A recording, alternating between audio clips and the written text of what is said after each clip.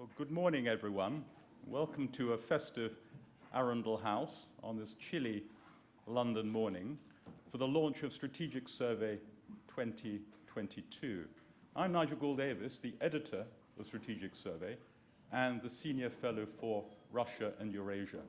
It's a great pleasure to be joined for this discussion this morning by three colleagues: Dr. John Chipman, our Director General and Chief Executive; Emile Hokayem, our Senior Fellow for Middle East Security; and Nigel Inkster, our Senior Advisor for Cyber Policy in China. I'm particularly grateful to Nigel for stepping in at very short notice. Our colleague Maya Noens, the Senior Fellow for Chinese Defense Policy, was supposed to join us this morning. I got a phone call from her about 7:30 a.m. saying that she was stuck in a train somewhere around Doncaster as a consequence of the overnight theft of some signaling equipment. So thank you, Nigel, for saving the day for us and for our discussion of China. Strategic Survey is our annual assessment of geopolitics. Its 34 essays and accompanying graphics and data chart what we judge to be the most significant geopolitical trends, analyzes them, and peers around corners to assess how they might evolve in the years to come. As we were compiling this year's edition, it seemed increasingly clear to us that this geopolitical moment marks a fault line in history, a fault line defined by two wars. In August 2021, the chaotic withdrawal of Western forces from Kabul marked the definitive end of the now forgotten war on terror. 6 months later, Russia's full-scale invasion of Ukraine launched the biggest war in Europe since 1945. And this war is, as we speak, transforming Western security, ushering in a new era of geo-economic statecraft, and is shaping the future of Russia and its position in the world. There's much more to discuss, and we look forward to sharing views. We'll have a conversation for about half an hour or so. We'll open up to questions from our in-person audience here and our online audience beaming in from around the world. I think people from every continent are represented there. So I'd like to begin, John, just by asking you, what do you judge to be the most significant geopolitical events and trends of the past year? Well, obviously, Russia's invasion of Ukraine had global implications, not just the regional ones that some in the Middle East or the Indo-Pacific might have initially perceived. It's already changed, in a way, the ballast of power in Europe. The geopolitical center of gravity in Europe has moved to the east and to the north. While it's true that Franco-German cooperation is minimally necessary to fuel European Union geoeconomics and politics, their agreement is not enough to shape European strategic issues. Those are now being very much thought-led by those on the new front line in Europe's north and east. And I think over the next couple of years, Western Europeans will need to refer to Nordic centrality in the same way as they tend, when engaging with the Indo-Pacific, to defer to ASEAN centrality. It's the Nordics and the Baltic states now united almost in a single strategic theater with the Poles and the Czechs that will determine European security priorities and continue to insist on an important response to Russia's invasion. Clearly, in the Middle East, one continues to deal with a rebel Iranian power whose influence networks in the region remain vitally important. As we assessed in another publication a couple of years ago, Iran sees its influence networks in the Middle East as its most important strategic asset, possibly even more valuable than its nuclear program or its ballistic missile activities, because it is those influence networks that on a day-to-day basis change the balance of power in the Middle East, and it is the proliferation of weapons from Iran to some non-state actors in the region that continue to threaten the Gulf Arab states. It was interesting that at this year's Manama Dialogue a couple of weeks ago, President of the EU Commission, Ursula von der Leyen, stated pretty clearly that for some years Europeans had perhaps underestimated the significance of Iran's proliferation activities and being insufficiently sympathetic to the strategic dilemma that Gulf Arab states found themselves in, but now they understood fully, seeing Iranian Shahab 136s deployed by Russia against Ukraine and therefore affecting the European theater. And of course, dealing with an insular rising power in the Indo-Pacific, China, insular because it has stayed contained within its dynamic COVID structures, but otherwise wishing to remain the single most important pole of geopolitical attraction in the Indo-Pacific. Dealing with China is important, and I think there is no country in the world who cannot choose to answer the question, what is your China policy? Obviously, Europeans and North Americans are developing China policies and placing engagement with China in one way or another as a strategic priority that needs to be grappled with.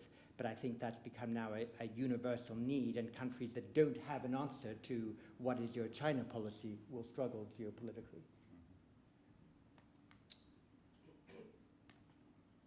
Wonderful. Thank you very much. And you've already introduced some Middle East themes and some China themes as well. So, Emile, if I could turn to you. The Middle East is often seen as a region of turbulence and trouble and conflict. And yet, one of the arguments of this year's strategic survey is that there is a theme, a certain de-escalation taking place now. So could you explore that theme and explain what that means and how much further it might go? Thank you, Nigel. Well, this was the least busy year for a Middle East analyst, in a way, having everyone focus on the bigger conflict or potential conflict. The past 12 months have been quite remarkable in terms of levels of conflict and intensity on battlefields, especially in Yemen, Syria, and Libya, and in terms of lower levels of regional competition. When you look at the region, I mean, the three big conflicts, Syria, Libya, and Yemen, are essentially frozen conflicts. No one can really win. There is massive fatigue internally, but also by regional sponsors. No one thinks that they can win militarily, and that the cost of doing so today is simply too high. So we see local and regional actors rethinking their investment on those battlefields. This is not to suggest that this will lead to a political settlement. We saw, for instance, in Yemen that we had a ceasefire for 6 months, but in a way that ceasefire served to provide space for the various groups, primarily the Houthis, supported by Iran, to regroup and think about a new phase of combat. So one has to be careful about not overstating what those de-escalation on battlefields lead to.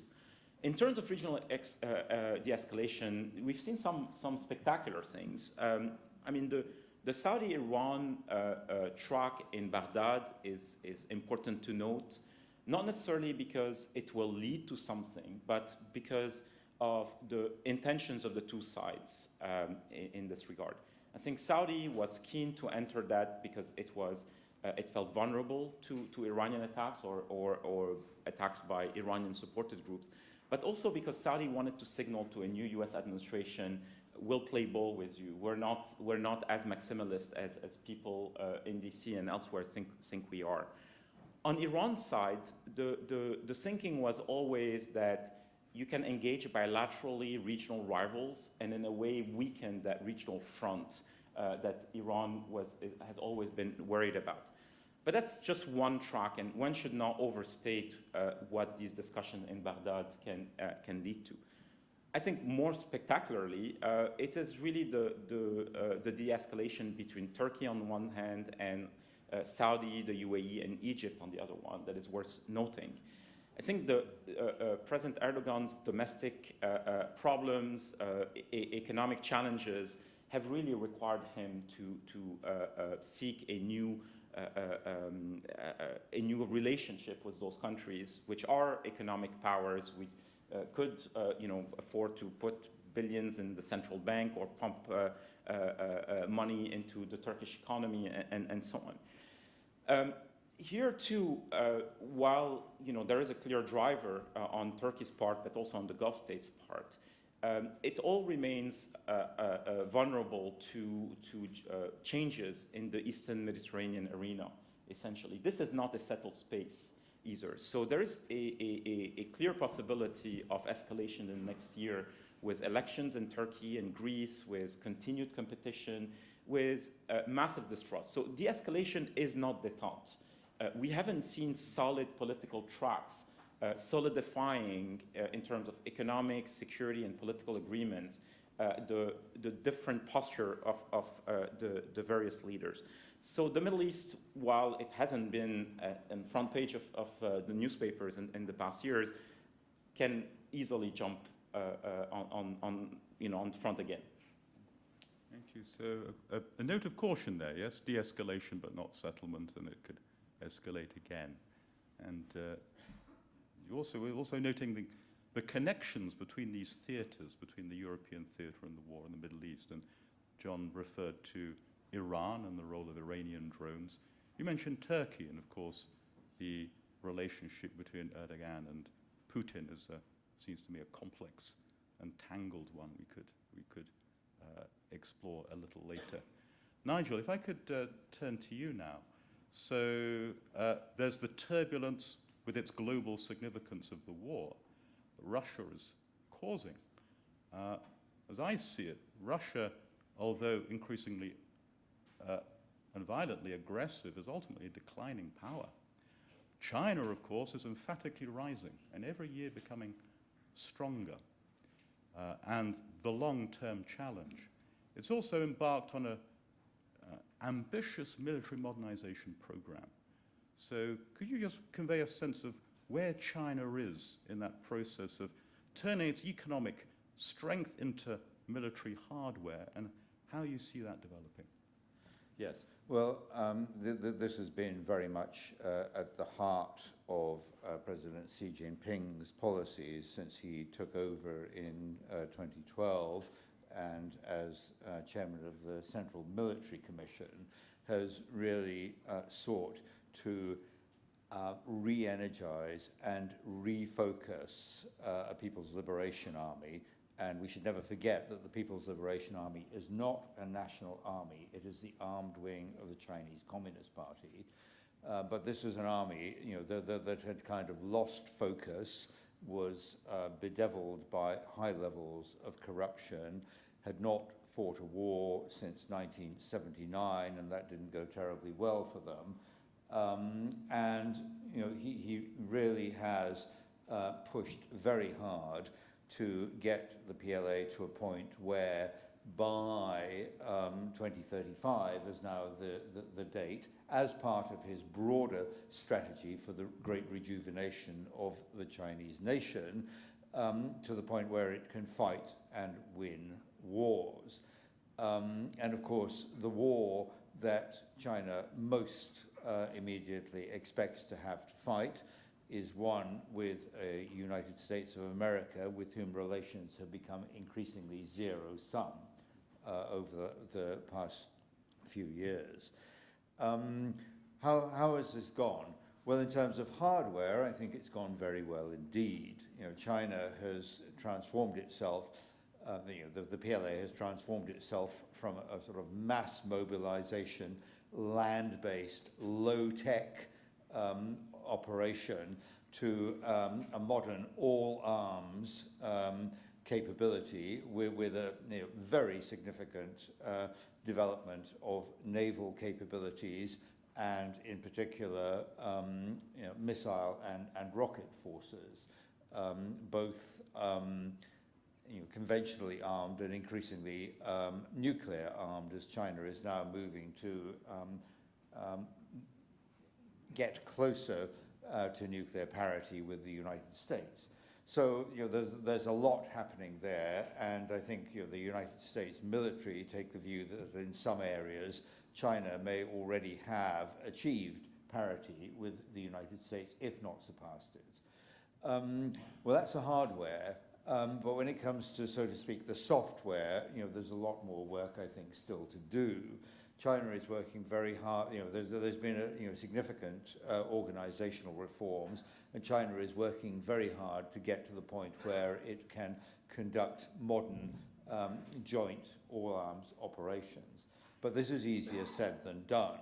And if we look at the kind of military exercises that the PLA has been doing in recent years, we see that although they're labeled joint operations, they're not really joint operations. They're actually separate service arms operating with some minimal degree of coordination. It's not the same thing at all. They're working very hard on this. They will get there, but the kind of conventional wisdom is that it's probably going to take them at least another decade before they get to the point where they can deliver, confidently, real joint military operations. The big area, of course, of focus and what has actually underpinned the PLA's entire modernization program is Taiwan, and the preparations that are in hand to retake Taiwan militarily if it proves impossible to do what the Chinese Communist Party wants, which is to achieve peaceful reunification. And that is the objective to which they remain committed. And while that might seem increasingly improbable, given the growing disenchantment of the Taiwanese population with the way things are going in China, China still thinks that there are things in its favor. The mantra of the East is rising, the West is in decline, has become an article of faith for China's leadership. They look at the politics of the United States and think, well, we could end up with another Trump presidency and another 4 years of chaos and confusion. The Western cohesion, not to be taken for granted, and even within Taiwan itself, there is a presidential election in 2024, and things may turn in China's favor. But at the end of the day, they need to be able, and they have committed, if necessary and if all else fails, to retaking Taiwan militarily, and a lot of effort has gone into doing that, particularly in areas like shipping logistics, the use of roll-on, roll-off ferries to get the troops to where they would have to be. So there's a lot going on. If you look at the United States, you see a kind of dual discourse.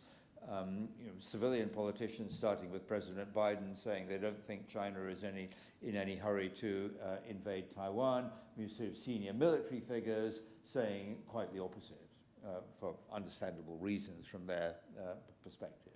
So there's a lot happening, and there's a great deal more still to do. But we shouldn't doubt the focus and commitment that goes into this. Thank you. You mentioned the forthcoming election in Taiwan in 2024. Other elections due in 2024, the United States. In March 2024, Russia and Ukraine. And I think by January 2025, in Britain too. So this electoral conjunction of the planets, a moment there to, I think, to fix our attention on. Thank you. John, if I come back to you. So Nigel has set out elements of the rise of Chinese military power and the Chinese belief still, there's some elements of historical determinism, China rising and the West in decline. How is the West responding to this now? We've seen AUKUS, which has begun to bed down. Maybe there are other elements as well. How do we characterize the way that the West's response to a rising China is evolving?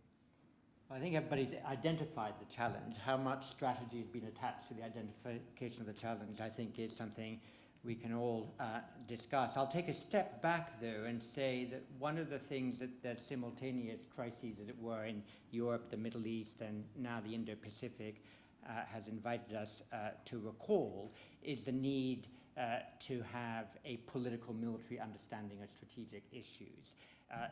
This organization, born in 1958 as then only the Institute for Strategic Studies, becoming international in 1964, spent its first 15 to 20 years in existence essentially developing the thinking and the lexicon of political military strategy in the nuclear age. And some of that political military muscle memory has been lost in the West.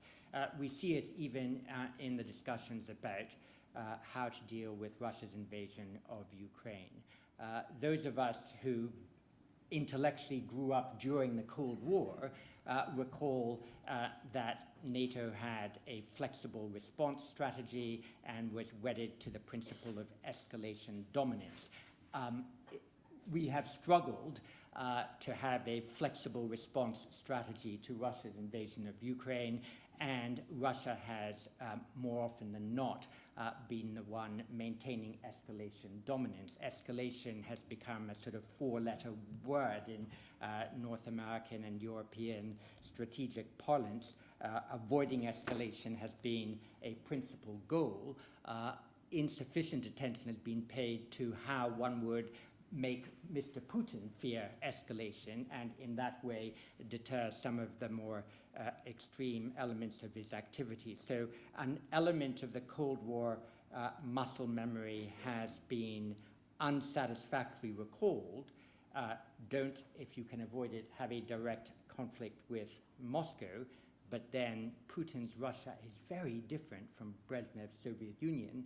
And another part of Western Cold War muscle memory hasn't been sufficiently recalled, which is how do you conduct political military strategy. And the challenge with China, very different, but will require a similar identification of the political and the military elements of a strategy of whatever it might be, deterrence, containment, constrainment, whatever.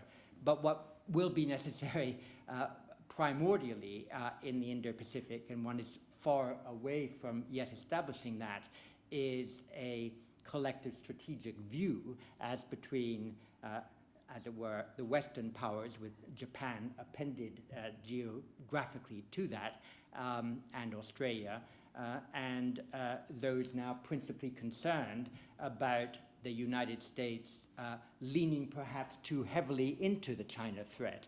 An opinion one hears regularly from the principal thought leader in ASEAN, Singapore, whose Prime Minister, and Minister of Foreign Affairs and Minister of Defense are persistently concerned that the United States, by identifying the risk of China's invasion of Taiwan and supporting the status quo in ever more imaginative ways with more visits by senior individuals to Taipei, is unsatisfactorily stirring the pot. So a proper strategic dialogue between the principal North American and European powers with ASEAN leaders, and not only finding common cause with Australia, Japan, I think will be a first step towards developing a proper strategy. Thank you. And I think that point about recovering and reviving some of the older traditions of strategic thinking is really important and overdue now. And spoiler alert, I've just drafted a piece arguing against what we, I think, seem to have instead of that in some cases, which is the use of bad, lazy metaphors rather than sound thought. And Exhibit A is off-ramp.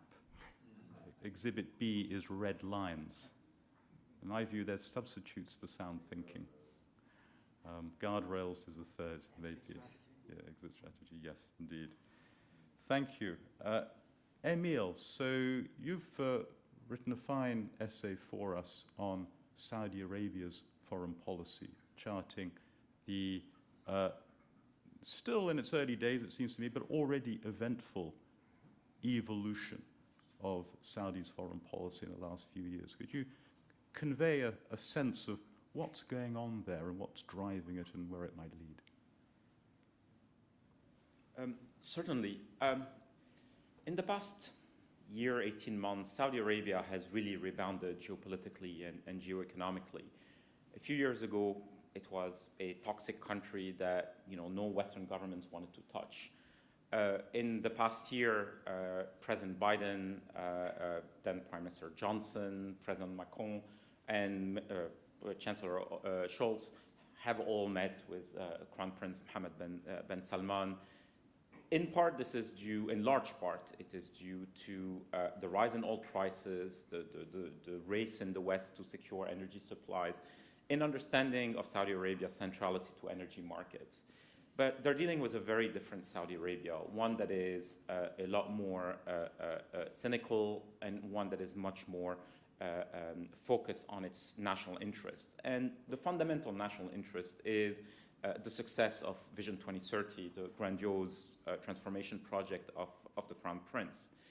But that's happening at a time of massive geopolitical complexity for Saudi. Essentially, Saudi security, like the security of other Gulf states, lies in the West, while the prosperity lies in the East. And how to reconcile these two drivers is very difficult. You can serve that, you can make the most out of it in the short term, as we see for a number of countries. But in the long term, it requires Saudi, like others, to make commitments to this or that country, to decide to invest in American or Chinese technology, or to buy weapons from this or that power. Now, that Saudi Arabia is also an ambitious one, because essentially since 2015, I would argue especially since 2017, Saudi Arabia, or the leadership there, has changed how it sees itself and its relations with its immediate neighborhood. Saudi Arabia doesn't want to be the leader of needy nations that need assistance, and Saudi Arabia doesn't just want to be the self-proclaimed champion of the Islamic and Arab world. Saudi Arabia wants to be a modern G20 power, embedded in global supply chains, a big geoeconomic power that can deploy capital, be present in renewables, in logistics, and so on. And so that requires a fundamental change in the instruments of power in Saudi. It also requires a deepening of economic relationships with the key partners. Saudi today cares more about being a partner of Japan and South Korea and Germany than it is about its immediate neighborhood, the typical Saudi allies that we've grown used to. And why is that? Because there is a realization in Riyadh that those relationships haven't really, those traditional legacy relationships haven't paid off.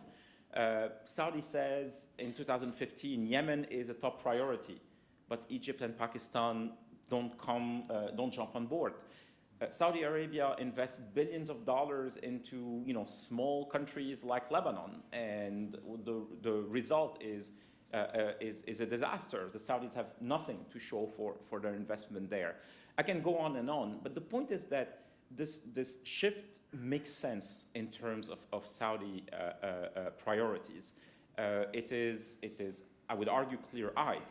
It doesn't mean that it's going to work, number one, and it doesn't mean that those new relationships are an answer to Saudi's key geopolitical predicament, most importantly, its exposure to Iran. None of these relationships do much in terms of defending or deterring Iran. And that's a question, and that's the hard question in Riyadh. The first person that the Saudis will try to get on the phone if there is an escalation is someone sitting in Tampa or Al Udeid in Qatar or at the White House at 1600 Penn Avenue. So that dependency is still there and hasn't changed. Thank you. That invites the fascinating question of what the implications might be of this for the Saudi West and perhaps in particular the Saudi-American relationship in coming years. Maybe that's something we'll come back to a bit later. Nigel, back to China, and this time the domestic dimension. We're familiar with talk of the balance of power, the ability to project effects abroad. But perhaps equally important is the balance of resilience, the capacity of states, and particular rivals, to sustain domestic cohesion and consent and stability. And we've seen two very different developments in China in recent months. The first is the unprecedented third term granted to Xi Jinping at the 20th Congress. But then, just in the past few days, which really transfixed the world, these unprecedented public demonstrations in a number of cities in China, and some of the slogans associated with that. So can you offer your reflections on what's going on, what the hell's happening within China now? Right. Well, if I honestly knew the answer to that question, I'd probably be a lot wealthier and more prominent than I am. But I'll give it a go. Essentially, after a really good period when China economic growth rates were posting in double digits, we've seen that coming to an end for a variety of factors. Some of them are structural. These rapid growth spurts can never last forever. They always have to even out eventually.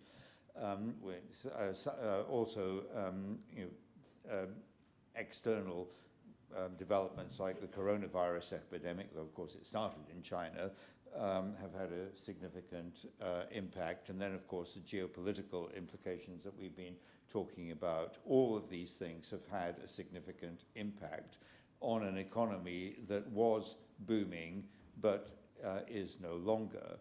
And the reality is that China's economic performance has also suffered from some, what one might term, unforced errors on the part of Xi Jinping.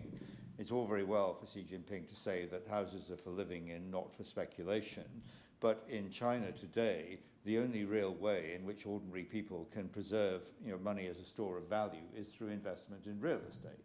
So when the real estate market tanks, as it has, under unsustainable levels of indebtedness, this has very significant impacts right across the piece. We've also seen crackdowns on China's private technology sector, which is the key engine of growth in terms of GDP, employment, taxation, revenue, and so on. And reference to this policy, which dates back to the Maoist era of common prosperity, which is essentially redistributive.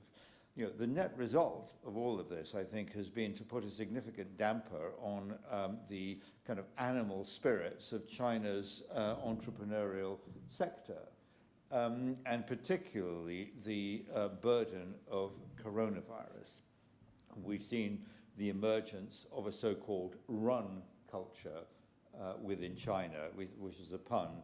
The R-U-N, the Chinese character run, which actually means moist, romanizes as R-U-N. And to get around the censors, people have been using this and sort of asking themselves, how the hell do we get out of here?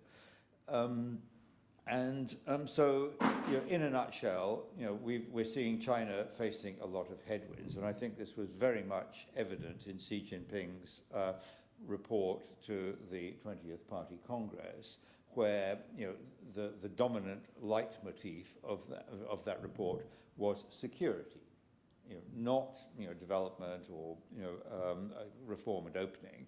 And while Xi Jinping in the report made sort of all the right noises about reform and opening, giving access to the outside world, the reality is a move towards what one might term a fortress economy, in which China is as self-sufficient and as minimally dependent upon the outside world as it can be. All of this, I think, translates into, particularly for a younger generation of Chinese who've been used to having a pretty good and comfortable life, and very optimistic outlook for their prospects, feeling that the walls are starting to come in. And it took the proximate cause of the protests that we've been seeing in Chinese cities in the last few weeks is certainly about these very onerous restrictions imposed by Xi Jinping's zero COVID policy, an attempt to really sort of wipe out the virus, which I think people are now beginning to accept isn't realistic. But there were underlying factors which I think reflect particularly the perception of a younger generation that the walls are closing in on them and that their dreams and aspirations are henceforth only going to be seen as valid to the extent that they mesh with those of the Chinese Party state. And we've seen, in Shanghai, for example, not just, shouting slogans against coronavirus restrictions, but Xi Jinping 下台, 共产党下台, Xi Jinping go, Communist Party go, which we have not heard before and didn't even hear in 1989 at the time of the June, in the run-up to the June the 4th incident. So this is kind of quite a big deal. Now, is Xi Jinping going to be deterred from his course by these protests? Absolutely not, no way. I mean, China hasn't for nothing invested hugely in the development of this pervasive surveillance state that we now see.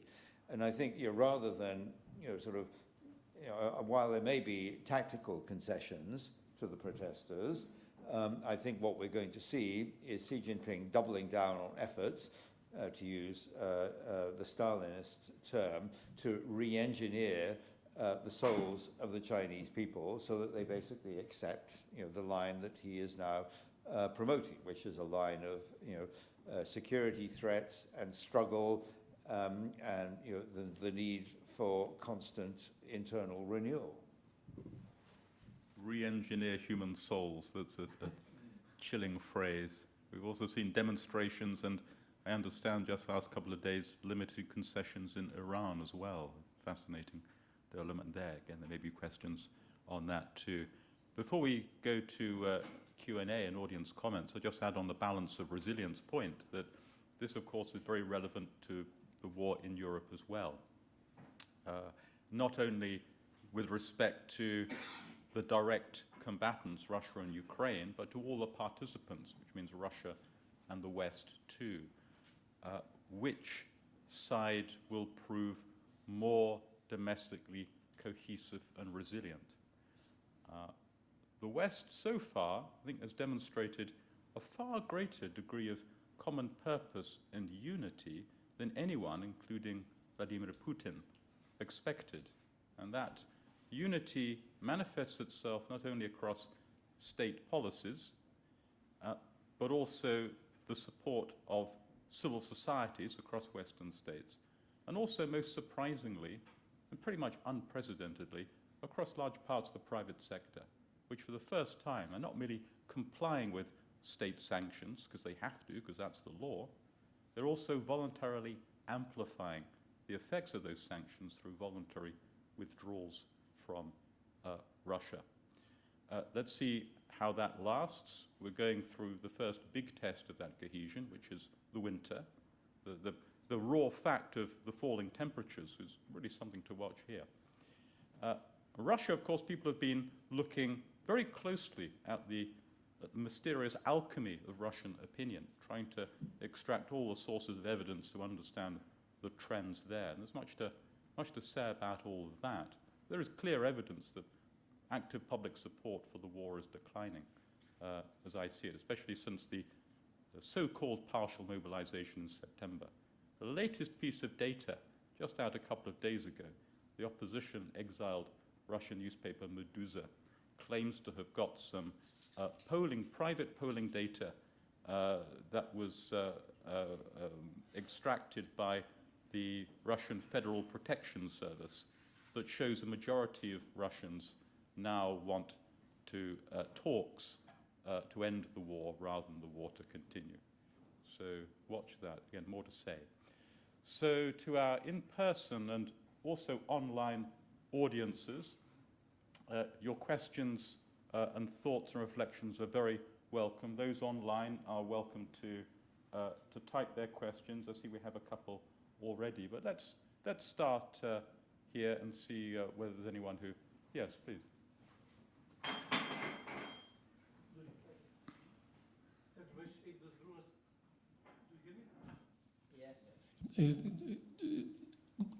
Good morning. Eitvydas Birunas, Ambassador of Lithuania.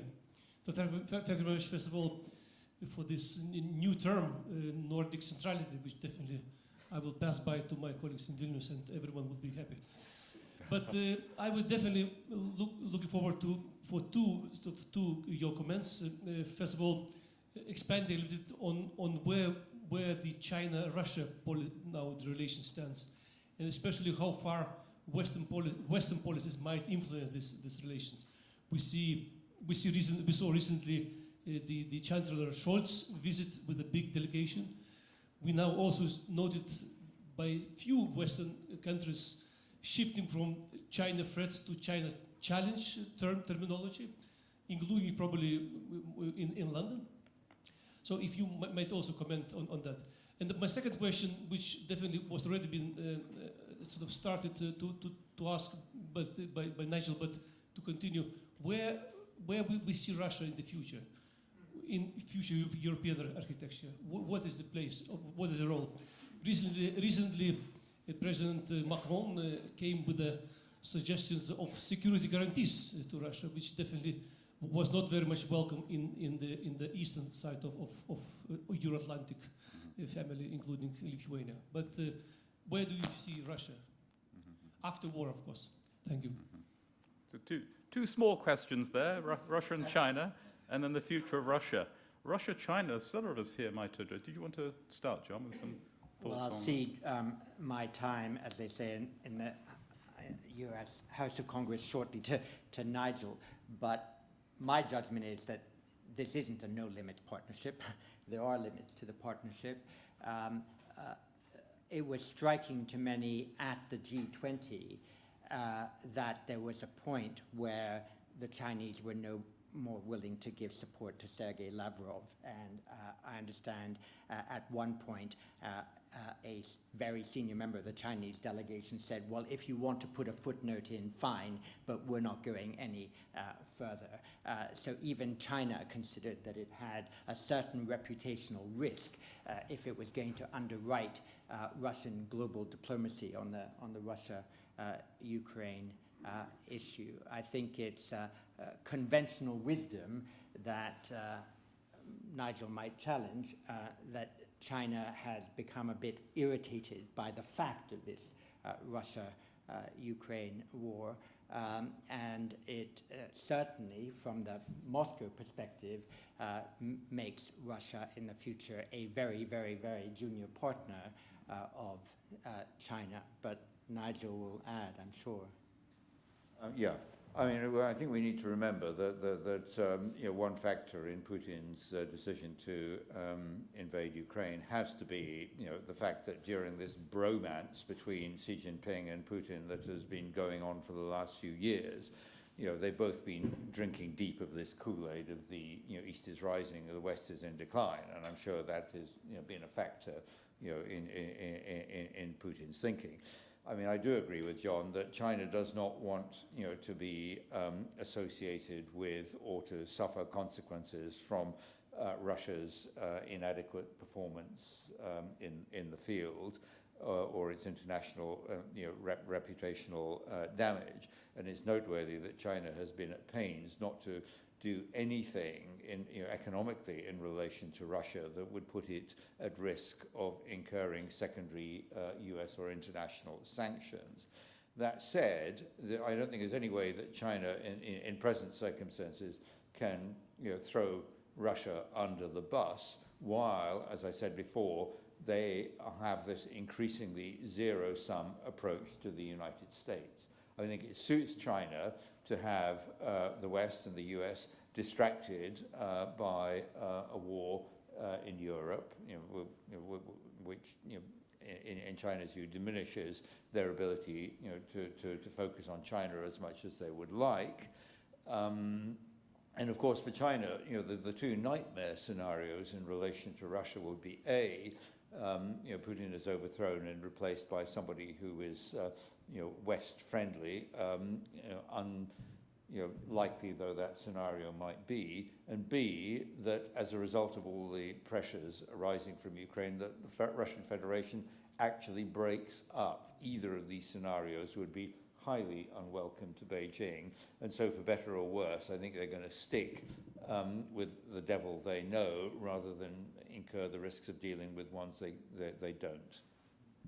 Thank you. I'll just add a couple of very quick thoughts on this. Firstly, from the Russian end of this relationship, the war has had a very unhappy effect on the Sino-Russian relationship. It's really rapidly moved from a friendship without limits to friends without benefits, pretty much. Just from the Russian perspective, China is much more deterred from a deeper relationship with Russia than it's emboldened to seek new opportunities in that relationship. And part of that story is China's fear of incurring or falling foul of Western sanctions. I think there's lots of reasons why China just wants this war to end at this point. On Russia's future, we should have a separate event on all of this, of course, probably several, but very, very briefly. However the war ends, two new strategic fixed realities, it seems to me, will shape the contours of what follows. The first is that Russia is much weaker now across all domains of power.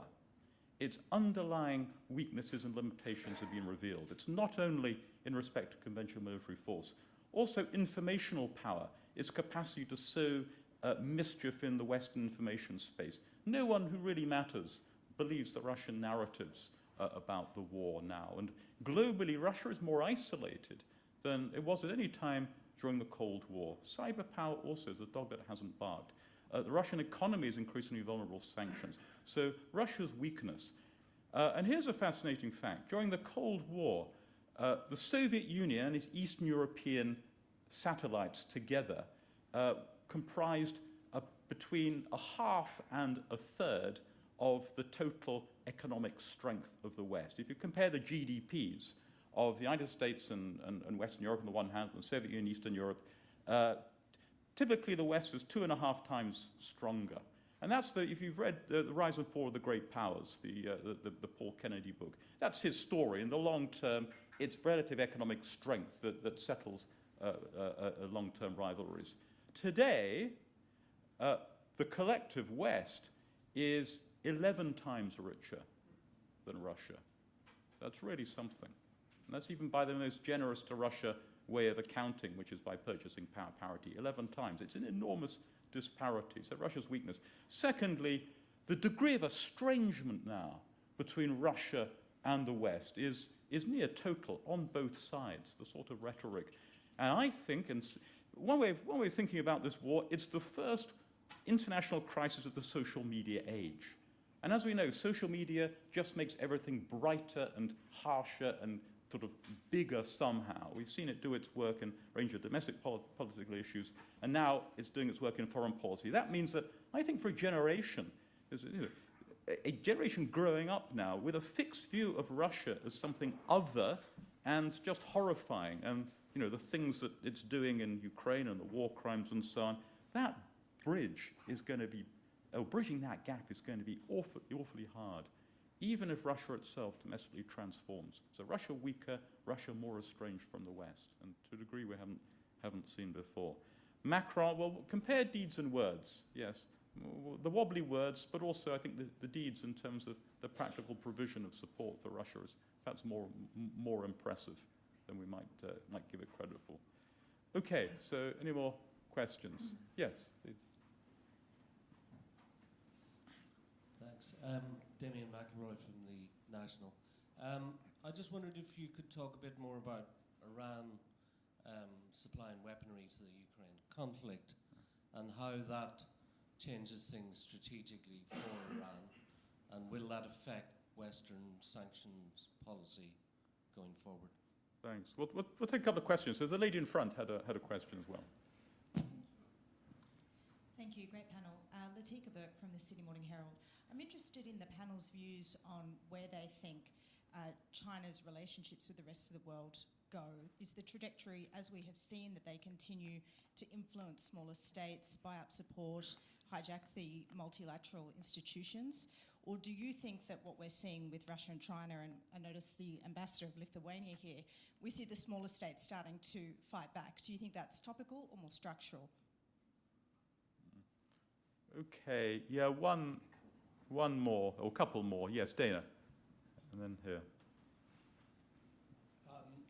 Thank you. John Chipman referred to concern in Southeast Asia that the United States might be a little bit too aggressive in trying to maintain the status quo in Taiwan. I have a kind of prior question, which is there a status quo that could be defended in Taiwan? I mean, is there, or is that wrapped in a kind of mystical concept of one China that is no longer tenable? And I guess the question is sort of, how does this look, Nigel, how does this look from China's perspective? Okay, one more question here, yes. Dana, if you pass it down. Kim Sen-Gupta from The Independent. Can I ask first of all about an eventual settlement, when there will be one, in the Ukraine war? What will be acceptable for the Zelensky government and for Mr. Putin? Are we talking about Russia leaving the territories occupied in this war? Are we talking about liberation of DNR, LNR, or even Crimea? And if it's Crimea, what happens to the 800,000 Russians who moved there since 2014? If you speak to Ukraine officials in Kyiv, as we have done, some of them will say, well, it's quite simple. They'll be deported back to Russia. Now, that doesn't seem to be a feasible scenario. So really, what do you think could possibly lead to a ceasefire and then possibly a longer-term peace? And a very quick question on China, if I may. What happens to AUKUS now? I'm not talking about, sharing submarines with yes. Other countries, but how can AUKUS expand in the region, perhaps bringing in countries like South Korea and Japan? Okay, so Iran and drones, China and the rest of the world, Taiwan, and possible settlement in the Russia-Ukraine war. John. Just two thoughts on this last question being asked.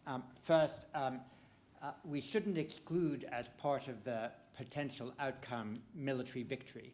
I think at present, many people are presuming that there won't be a military victory and that therefore there will be some negotiated settlement. I think that's a strategic mistake. I think the West has put an awful lot of reputational and military power behind the idea that Ukraine should be able to defend its independence. And with each passing month, something that was thought intolerable the month before then becomes routine. We'll see, as Nigel says, what this slowed tempo of operation but increased temperature for all of us in many ways means over the winter. But I don't think most wars end with military victory, not by some negotiated settlement. Second point is that it's often asked, what could Zelensky agree to? Well, of course, it might not be Zelensky's call. One thing that happens in any military conflict is that the domestic balance of power moves from the civilian to the military leadership. And Zelensky might have an offer that might appear diplomatically attractive, or one which others might wish him to accept. But will the Ukrainian military accept that? Those who have spent so much blood trying to regain territory. And so the constituency in Ukraine for a settlement is much larger than Zelensky, the power base in Kyiv. It extends to the military. It extends to an important degree to the Ukrainian people if someone is going to agree to something that most will believe to be temporary. So I would just invite people to query two things. One, is victory ruled out as a possible outcome? And second, how broad does the consensus have to be in Ukraine to be certain that something to which Ukraine would agree would stand from a Ukrainian point of view, not just from a Russian one? Emile, there's a question about Iran and drones. Certainly. So this, Iran-Russia partnership that's emerging that's not a no-limit partnership, but this is certainly a change in dynamics between these two countries. I mean, not so long ago, Iran was the junior partner. Now Iran likes to see itself as, an equal. Not so long ago, Iran was hoping that Russia would provide weaponry, technology, etc. And now it's actually Russia knocking at Iran's door, asking for now UAVs, possibly more. Iran has been quite good at developing cheap technology that can be easily deployable. It may be the case that soon enough, the Russians will need that kind of stuff on the battlefield. From Iran's perspective, there is a strategic gain in all that, which is its narrative of confrontation with the US or the West in a way has been validated. They can go to Moscow and say, hey, welcome to the club. We've been telling you for the past 20, 30 years that you have to stand up to the US superpower and so on. Now you're under sanctions. Perhaps we'll help you navigate what that means, build resilience, and so on. So, strategically, Iran feels a bit better in this relationship. I think there's still, however, a number of questions, which is, does Russia like, being seen as a less senior partner to Iran? What does it do to Russia's self-image, to Russia's interest in the region? The second point is that there is a number of Russian interlocutors in the Middle East who see that with a lot of anxiety. Israel, Turkey, the Gulf states, and others. Do they want to see a Russia that is so weakened that it relies on Iran, or actually sells Iran important technology and so on? Would that partnership move to a higher level? Anyway, the point is that the Middle East is fundamentally vulnerable to what is happening in terms of Ukraine. I think early on there was a sense, I think in most capitals, including Tehran, but also in Gulf and so on, that Russia could win quickly or whatever, there was a short outcome there. They had underestimated, I think, the steadfastness of the Ukrainians and the kind of resistance that we've seen. And they've also underestimated Western resolve because, the Middle East perception has been changed by the, catastrophic departure from Afghanistan and the failure in Iraq. So there was a sense that they could, the Western countries didn't have what it takes to be really engaged in that kind of competition, and that's changing, and that will have an impact in Tehran and elsewhere. Thank you. Nigel, there are a couple of China-related questions there. I'll take the Taiwan one first, because I think it's quite simple. I don't think that there is a China that can live with comfortably with a separate, independent, de facto independent Taiwan. And this is not just, I think, a matter of cynical calculation. I mean, Thucydides, gave the three, drivers for conflict as phobos, ketimis, keophilos: fear, honor, and advantage. And I think we often underrate, and I think the US is guilty of underestimating the importance of honor in this particular conflict. For China, this is a matter of honor. If it does come to a fight, the troops that get on these ferries and head for Taiwan are not going to be a bunch of bemused conscripts who don't know, where the hell they are or what the hell they're doing. These will be people who know exactly why they're there and they'll believe in it. So I think it's a very, very different thing. On the question of can smaller states navigate, around China and avoid becoming the grass trampled between the competing elephants, I think it's very interesting to see how things are starting to evolve. And as a matter of necessity, I think smaller states are getting smarter and more agile in how they react to China's growing power. It's also very interesting to see in some of the larger BRI projects that are going wrong, and it's sort of an exemplification of John Maynard Keynes's point. If you owe your banker £1,000, he has you in your power. If you owe him £1 million, you have him in your power. There's a lot of debt out there that doesn't look as if it's going to be repaid anytime soon. So I think China is now beginning to come to terms with the fact that this is actually proving to be quite difficult. I think smaller states are finding that there are ways of kind of hedging against excessive pressure to conform to China's interests, and realizing that actually you can do a lot by saying yes, yes, yes, we absolutely agree with you, and then doing what you were going to do in the first place, which is how things are done in China, let's face it. Just very briefly to add on the question of an end of war, I think it's worth keeping in mind now how many issues are in play. It's not only a matter of who has what territory. And of course, territory is not empty, it has people in it, so there are implications there as well. In addition to that, the questions of war crimes, the questions of reparations. And now we're beginning to get these sort of engines going. The General Assembly has approved a register, a mechanism for recording reparations needs. There are efforts now to get a war crimes process going. Once those get started up, it's going to be very hard to stop them, and that makes clear to us just how complex, how variegated the elements of a total end of war will be. That will not be easy. We've got some people very patiently online who've been typing in their questions. So I'll just take a couple there. One from Kiev, actually. So, John, you may be interested in this one. What could be the implications of the outcome of the Russia-Ukraine war for the future of competition in the Indo-Pacific? And got one for you, Emile, about Turkish ambitions in the Eastern Mediterranean, how that affects Cyprus, Greece, and Libya.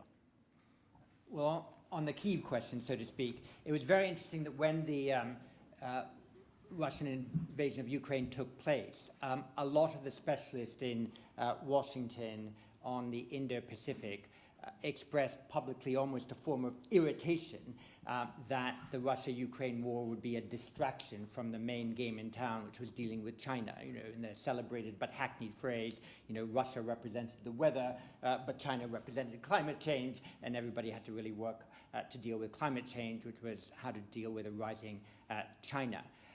It took them a while to realize that, of course, there was a codependence, not just an interdependence, but a codependence between the European theatre and the Indo-Pacific theatre. One only has to ask this question. If the West fails to prevail in its principal and original strategic geography, that is Europe, fails to restore a European security order that had been so dramatically disturbed by Russia's invasion, what credibility would those same Western powers have at greater distance in playing a balancing role in the Indo-Pacific? Put slightly polemically, if the West cannot assure a free and open Black Sea, how can it underwrite a free and open Indo-Pacific? So it's not just a question of time commitment, it's a question of credibility too, strategically for the West, and so it's vital for its proclaimed Indo-Pacific strategy that it succeed in Europe. On the other elements of a settlement, to add to your list of 4 or 5, remember that the debate is now beginning to boil as to whether Western states should move from freezing Russian state assets to seizing those assets. Canada has already passed legislation that would permit it to do so, seeing that $300 billion US dollar Putin war chest as more properly the beginning of a Ukraine reparations fund. That will also change the terms of engagement with Moscow should a negotiation take place. Excellent, thank you, Emile. The Eastern Mediterranean has been a contested space for decades now, and obviously the big power there is Turkey. And Turkey at the moment is geopolitically stronger. We've seen how President Erdogan has positioned himself quite smartly in terms of Ukraine conflict, appearing as a mediator, making everyone believe he's like on their side and can play almost everyone. but it's domestically much weaker. I mean, the economic crisis in Turkey has really taken a toll. And if you look at the polls, I mean, the AKP has been at its lowest in 2-3 decades now, around 40%. So Turkey in the East Med operates both out of anxiety. It sees a number of minilaterals, among its competitors. The relations between Greece and Israel and the UAE and Egypt and Saudi are at best ever. And out of ambition, it sees the energy deposits as something that it would like to control. Turkey would like to be an energy hub and so on. So I think these two drivers make Turkey a lot more assertive than it has been in the past. I think next year is going to be a key moment because of the elections, not just in Turkey, but also in Greece. President Erdogan could use tensions in the East Med politically to mobilize an electorate that remains very nationalistic and try to outbid his competitors. But let's be honest, in a number of capitals, however difficult it is to deal with President Erdogan, he's seen as predictable and able to deliver. He sits at the top of that system. The coalition that is seeking to challenge President Erdogan is seen as unstable. There's a lot of nationalistic figures, some of them probably more nationalistic than President Erdogan himself. So a coalition may be more unstable and actually could lead, it's still a question mark, to actually more brinksmanship in the region. So this is a space to watch because this is not just, this is the southern flank of Europe. It could drain a lot of attention, energy, resources from what's happening in the north. Very clearly, the Russians are enjoying being an East Med power. The US has actually downsized its presence at the moment because there are demands on other theaters, but the US may be brought back into that space. So we see it as a very volatile one, which is why we're hoping to produce a big piece of work by next year on this geography. Thank you very much. We've got to the top of the hour. My apologies to everyone in person online whose questions we couldn't quite get to. I remain convinced, more than ever actually, that 2021-2022 will emerge as a fault line of geopolitics when the history of this era is written, perhaps to rival the great fault line of 1989-1991. It remains for me to thank our panel, our wonderful events, IT and communications teams for making this possible, to you all for coming in person and online. I'd like to just tell you can collect a copy of this book as you leave. There's a wonderful picture in the middle. Actually, John found it for us, illustrating the war in Ukraine and the defense against the invasion. So commend the cover and its contents to you.